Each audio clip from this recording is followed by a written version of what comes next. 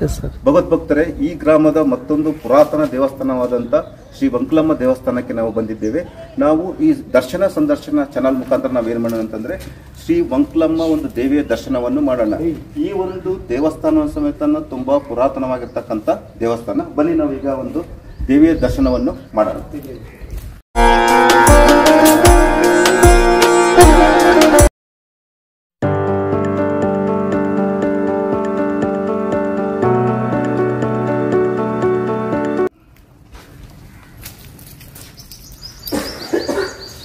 ನಾವು ಈ ದೇವಸ್ಥಾನ ಒಳಗಡೆ ಪ್ರವೇಶ ಮಾಡಿದ ತಕ್ಷಣ ನಮಗೆ ಸಿಗ್ತಕ್ಕಂಥ ಏನಾಗಿದೆ ಅಂತಂದ್ರೆ ಇಲ್ಲಿ ಒಂದು ಸುಂದರವಾಗಿ ಕೆತ್ತನೆ ಮಾಡಿರ್ತಕ್ಕಂಥ ಒಂದು ಕಂಬಗಳು. ಅಂದ್ರೆ ಇದು ಪುರಾತನವಾಗಿರ್ತಕ್ಕಂಥ ಕಂಬಗಳಲ್ಲ, ಕಾಲಾನುಸಾರವಾಗಿ ಕಂಬಗಳು ಶಿಥಿಲಗೊಂಡಿದ್ದರಿಂದ ಇತ್ತೀಚಿನ ದಿನಗಳಲ್ಲಿ ಜೀರ್ಣೋದ್ಧಾರ ಮಾಡಿರ್ತಕ್ಕಂಥ ಕಂಬಗಳು. ಬಟ್ ಏನಿದೆ ಅಂತಂದ್ರೆ ಆಗಿನ ಪುರಾತನ ಕಾಲದಲ್ಲಿ ಯಾವ ರೀತಿ ಸ್ತಂಭಗಳಿದ್ದೀವಲ್ಲ ಅದೇ ಒಂದು ಆಕೃತಿಯಲ್ಲಿ ಮಾಡ್ತಕ್ಕಂಥ ಒಂದು ಪ್ರಯತ್ನವನ್ನು ಮಾಡಿದ್ದಾರೆ.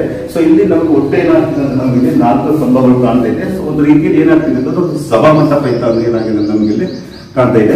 ಸೊ ನಾವು ಈಗ ಏನ್ ಮಾಡೋಣ ಅಂತಂದ್ರೆ ಮುಖ್ಯವಾಗಿ ಈ ಒಂದು ಶ್ರೀ ವಂಕ್ಲಮ್ಮ ದೇವಿಯ ದರ್ಶನವನ್ನು ನಾವು ಏನ್ ಮಾಡೋಣ ಅಂತಂದ್ರೆ ಮಾಡೋಣ. ಸೊ ಈ ಒಂದು ದೇವಿಯ ಮೂರ್ತಿಯನ್ನು ಸಮೇತ ಇದು ಮೂಲ ಮೂರ್ತಿ ಅಲ್ಲ, ಇತ್ತೀಚಿನ ದಿನಗಳಲ್ಲಿ ನಿರ್ಮಾಣ ಮಾಡಿರ್ತಕ್ಕಂಥ ಒಂದು ದೇವಿಯ ಮೂರ್ತಿ. ನೀವು ನೋಡಬಹುದು ಎಷ್ಟು ಒಂದು ಅದ್ಭುತವಾದ ಮತ್ತು ಸುಂದರವಾದ ಒಂದು ಶ್ರೀ ವಂಕ್ಲಮ್ಮ ದೇವಿಯ ಒಂದು ಮೂರ್ತಿಯ ದರ್ಶನವನ್ನು ನೀವು ದರ್ಶನ ಸಂದರ್ಶನ ಒಂದು ಯೂಟ್ಯೂಬ್ ಚಾನಲ್ ಮುಖಾಂತರ ನೀವು ಮಾಡಬಹುದು. ಬಹಳ ಅದ್ಭುತವಾಗಿರ್ತಕ್ಕಂಥ ಹೊಸದಾಗಿ ನಿರ್ಮಾಣವಾಗಿರ್ತಕ್ಕಂಥ ಒಂದು ವಂಕ್ಲಮ್ಮ ದೇವಿಯ ಒಂದು ಶಕ್ತಿ ಸ್ವರೂಪವಾಗಿರ್ತಕ್ಕಂಥ ಒಂದು ದೇವಿ.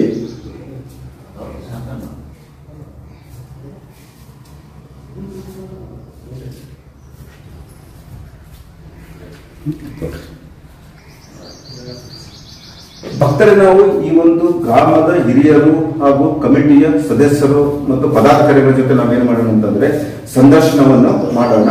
ಸಂದರ್ಶನವನ್ನು ಮಾಡಿ ಈ ಗ್ರಾಮದಲ್ಲಿರ್ತಕ್ಕಂಥ ಪುರಾತನ ದೇವಾಲಯಗಳು ಆಮೇಲೆ ಈ ಒಂದು ಗ್ರಾಮದಲ್ಲಿರ್ತಕ್ಕಂಥ ಮಠಗಳ ವಿಶೇಷತೆ ಏನಿದೆ ಹಾಗೂ ಅದರ ಬಗ್ಗೆ ಅವರ ಅನುಭವ ಹಾಗೂ ತಾವು ಸ್ವತಃ ಅನುಭವಿಸತಕ್ಕಂಥ ಒಂದು ಅನುಭವವನ್ನು ಏನ್ ಮಾಡೋಣ ಅಂತಂದ್ರೆ ನಾವು ಈ ಒಂದು ಸಂದರ್ಶನದಲ್ಲಿ ನಾವೇನ್ ಮಾಡೋಣ ಅಂತಂದ್ರೆ ಮಾಡೋಣ.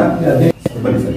ಭಗವದ್ಭಕ್ತರು, ಈ ಗ್ರಾಮದ ಹಿರಿಯರು ಹಾಗೂ ಈ ಒಂದು ದೇವಸ್ಥಾನ ಕಮಿಟಿಯ ಅಧ್ಯಕ್ಷರು ಏನಾಗಿದ್ದಾರೆ ಅಂತಂದ್ರೆ ನಮ್ಮ ಜೊತೆಗಿದ್ದಾರೆ. ತಮ್ಮ ಹೆಸರು? ಪಾತಪ್ಪ ಅಂತೇಳಿ. ಯಜಮಾನ್ರೆ, ಈ ಒಂದು ದೇವಸ್ಥಾನ ಯಾವ ಒಂದು ಕಾಲದಲ್ಲಿ ನಿರ್ಮಾಣ ಆಗಿದೆ? ಅಂದ್ರೆ ಇದು ಇತ್ತೀಚಿನ ದಿನಗಳಲ್ಲಿ ನಿರ್ಮಾಣ ಆಗಿರ್ತಕ್ಕಂಥ ದೇವಸ್ಥಾನ ಅಥವಾ ಪುರಾತನವಾಗಿರ್ತಕ್ಕಂಥ ದೇವಸ್ಥಾನ? ಪುರಾತನ ಕಾಲದಲ್ಲಿ ಈಗ ಹೊಸದಾಗಿ ಮಾಡಿದ್ವಿ ನಾವು ಈಗ ವರ್ಷ. ಈ ದೇವಸ್ಥಾನದ ವಿಶೇಷತೆ ಏನಿದೆ? ಈ ದೇವಸ್ಥಾನದ ಮೊದಲಿಂದ ಚೆನ್ನಾಗಿ ನಡೆಯಕ್ಕಂತ ಬಂದೈತಿ. ಪೂಜೆ ಪುನಸ್ಕಾರ ಎಲ್ಲರಿಗೂ ಒಳ್ಳೇದಾಗೈತಿ, ನಮಗೆ ಒಳ್ಳೇದಾಗೈತಿ, ಎಲ್ಲರಿಗೂ ಒಳ್ಳೇದಾಗೈತಿ, ಊರಿಗೆ ಒಳ್ಳೇದಾಗೈತಿ. ಜಾತ್ರೆ ಮಾಡ್ತೀವಿ, ಅದೆಲ್ಲ ಒಳ್ಳೇದಾಗಿರೋದಕ್ಕಾಗಿ ಮತ್ತೆ ಇದು ಹಳೆ ಗುಡಿ ಕೆಡವಿ ಹೊಸ ಗುಡಿ ಕಟ್ಟಿಸಿದ್ವಿ. ಊರಿಗೆಲ್ಲ ಕಾಲ್ತಿಗೆಲ್ಲರೂ ಯುವಕರು ಎಲ್ಲ ಕಲಿಸಿ.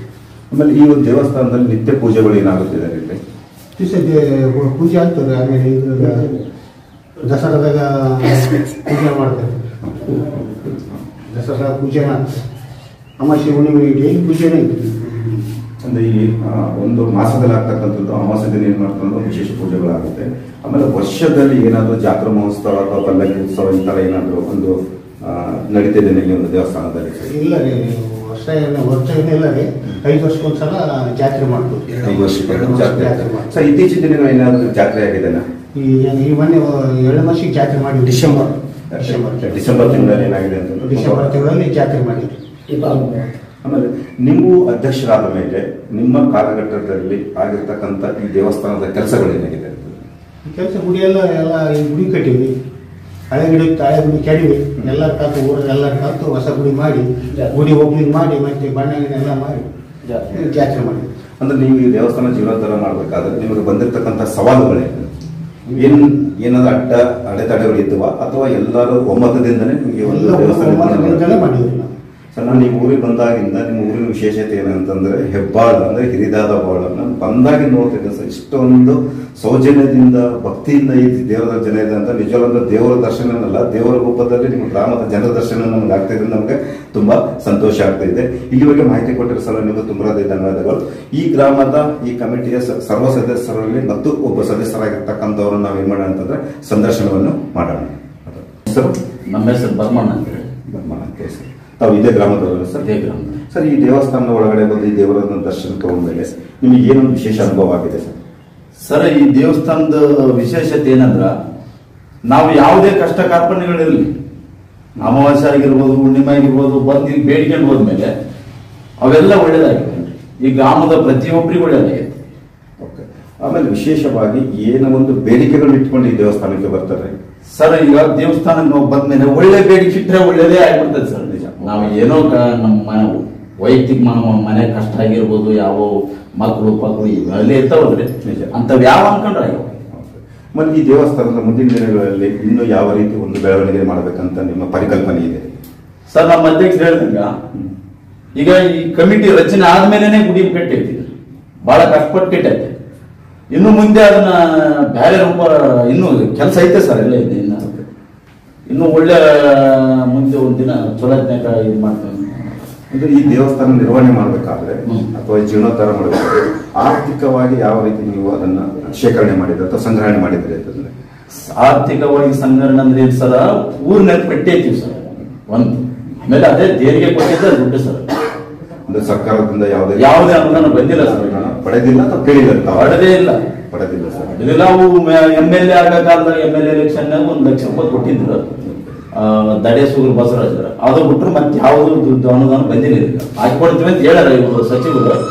ಒಂದು 5 ಲಕ್ಷ ಕೊಡ್ತೀವಿ ಅಂತ ಇನ್ನೂ ಯಾವುದು ಬಂದಿಲ್ಲ ಸರ್.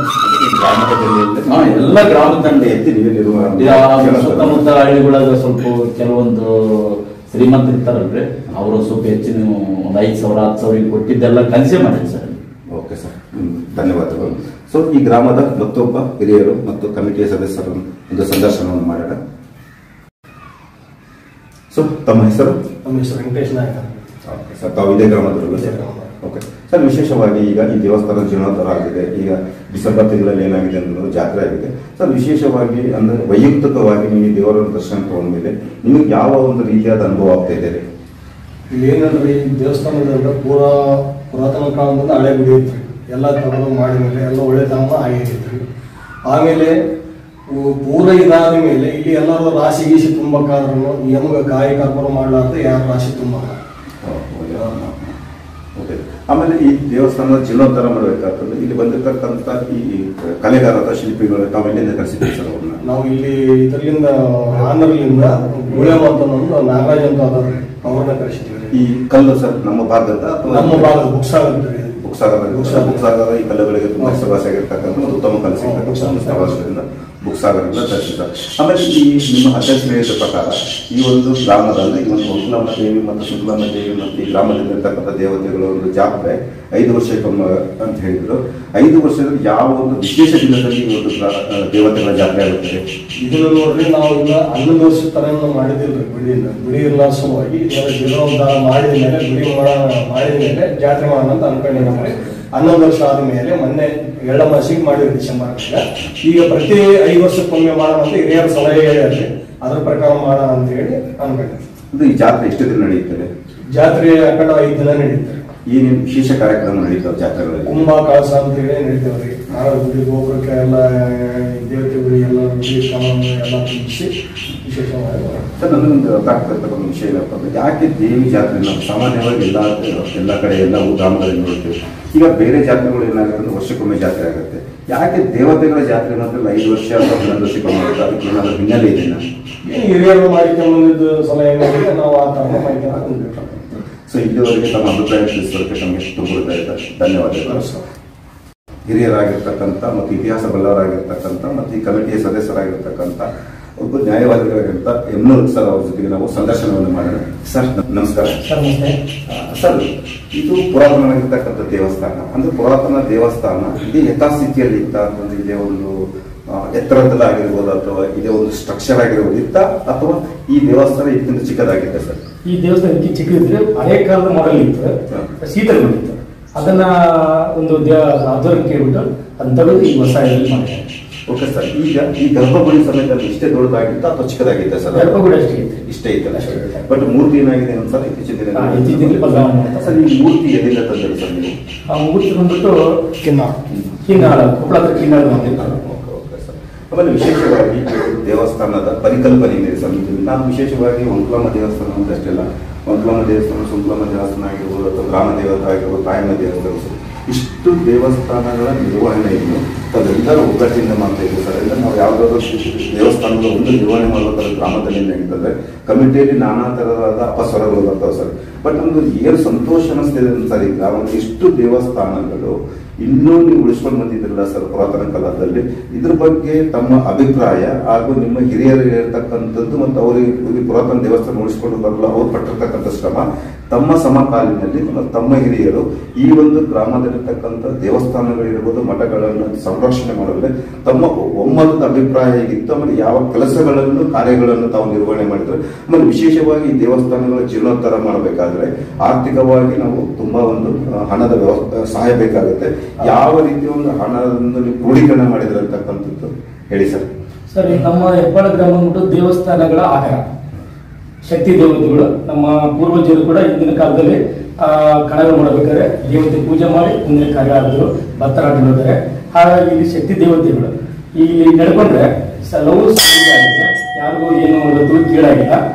ಆ ಒಂದು ಏನಾದ್ರು ದೇವಸ್ಥಾನ ಕಾರ್ಯ ಬರ್ತಾರ ಎಲ್ಲರೂ ಒಗ್ಗೂಡ್ತಾರೆ. ಹಿರಿಯರು ಮತ್ತು ಅದಕ್ಕೆ ಕಿರಿಯರ ಸಹಕಾರ, ಹಿರಿಯರ ಮಾರ್ಗದರ್ಶನ ಅದರಲ್ಲಿ ಇವತ್ತು ನಡ್ಕೊಂಡ್ಬಂದ್ರೆ ಯಾವುದೇ ದೇವಸ್ಥಾನ ಆರ್ಥಿಕ ಸ್ಥಿತಿ ಕಷ್ಟ ಇದ್ದಾಗ ಗ್ರಾಮದಲ್ಲಿ ಪಟ್ಟಿ ಹಾಕಿದ್ದಾರೆ ಮತ್ತು ಆಜೂಬಾಜು ಅಕ್ಕಪಕ್ಕ ಗ್ರಾಮದಲ್ಲಿ ಹಿರಿಯರಿಂದ ಅವರಿಂದ ದೇಣಿ ತಗೊಂಡು ತಮ್ಮ ಕೈದಷ್ಟು ತಮ್ಮ ಕೈದಷ್ಟು ಕೂಡ ಹಾಕಿ ಗ್ರಾಮಗಳ ದೇವಸ್ಥಾನ ನಿರ್ವಹಣೆ ಮಾಡಿದ್ದಾರೆ.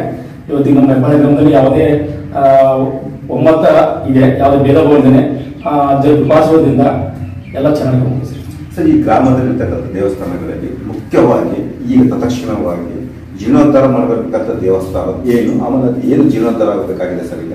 ಸರ್, ನಮ್ಮ ಈ ಒಂದು ದೇವಸ್ಥಾನಕ್ಕೆ ಇನ್ನೂ ಸುತ್ತಮುತ್ತ ಕಾಂಪೌಂಡ್ ಬೇಕು, ಸಮುದಾಯ ಬೇಕು. ಅಲ್ಲಿಂದ ಜಾತ್ರೆ ನಡೀತಿದ್ರೆ ಅವಾಗ ದಾಸೋಹಕ್ಕೆ ಒಂದು ರೂಮ್ ಬೇಕಾಗಿದೆ. ಮುಂದಿನ ದಿನಗಳಲ್ಲಿ ಇನ್ನೂ ಹೆಚ್ಚಿನ ಒಂದು ಕೆಲಸಗಳು ಇದ್ದಾವೆ. ಗ್ರಾಮ ಜನರು ಒಂದು ದುಡ್ಡು ಮಾಡ್ತಾರೆ. ಸೊ ಇಲ್ಲಿವರೆಗೆ ತಮ್ಮ ಅಭಿಪ್ರಾಯ ತಿಳಿಸ್ಬೇಡಿ. ತಮ್ಮ ಸರ್ ತುಂಬ ಹೃದಯದ ಧನ್ಯವಾದಗಳು. Thank you.